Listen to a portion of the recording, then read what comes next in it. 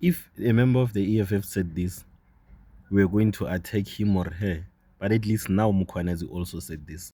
And lastly, maybe looking at this government public works program, we ask ourselves as law enforcement today we're dealing with tenders, corruption in tenders, and we ask ourselves a question. With this high level of unemployment, why is government issuing tenders for people to build a school? There are kids that have done engineering. They can be able to supervise the construction of the school. There are people that don't have that education that can be employed by government to mix the cement and put those bricks up as artisans. And then we have a school, we have a clinic, we have a hospital, we have a police station. But all that is outsourced. We have a road. We even outsource the scraping of a gravel road as government. Why government does that? So this outsourcing, it's what breeds this criminality. And what then happens, it leaves people unemployed.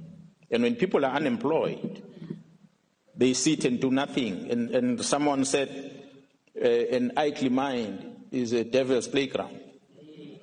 So when people are not engaged with anything, they are going to do crime. So we want to encourage that if we want to have a solution for the gangs in the Western Cape or anywhere else in the country, we must look at this holistic environment of solving a problem. If we're going to think that law enforcement is a solution, I've said it before, most of us, we're going to take off our jacket to become citizens, the problem will remain there. So we have to, as a collective for our own children, do something extraordinary.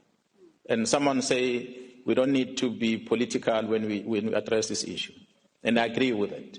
We really have to take away our flags and badges on political parties and come back as citizens and say, what is a problem and how do you fix it?